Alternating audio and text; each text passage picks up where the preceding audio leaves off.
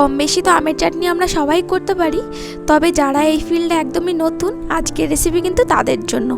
আজকের চাটনির মধ্যে কিন্তু একটা স্পেশাল মশলা পড়বে, তার জন্য 5 ফোড়ন, একটা গোটা শুকনো লঙ্কা, কিছুটা পরিমাণে ধনে আমি ভালো করে টেলে নিচ্ছি। কড়াতে একদম সামান্য পরিমাণে তেল দিয়ে একটা শুকনো লঙ্কা, 5 ফোড়ন, একটা তেজপাতা দিয়ে ফোড়ন করে আমি কেটে রাখা কাঁচা আমগুলো এর মধ্যে দিয়ে দিলাম, সাথেও সামান্য পরিমাণে নুনও এর মধ্যে অ্যাড করে দিলাম। বাড়িতে দেখুন কত অতিথি এসছে। আমাদের মিল্কি ব্রাউনি এখন বাইরে বসে খেলছে।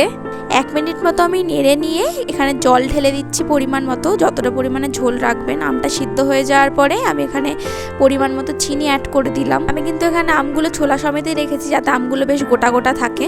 চিনি এখানে গলে যাওয়ার পরে আমি এখানে ভেজে গুঁড়ো করে রাখা সেই মশলাটাকে দিয়ে দিলাম। এর জন্য কিন্তু খুব সুন্দর একটা ফ্লেভার আসবে চাটনির মধ্যে।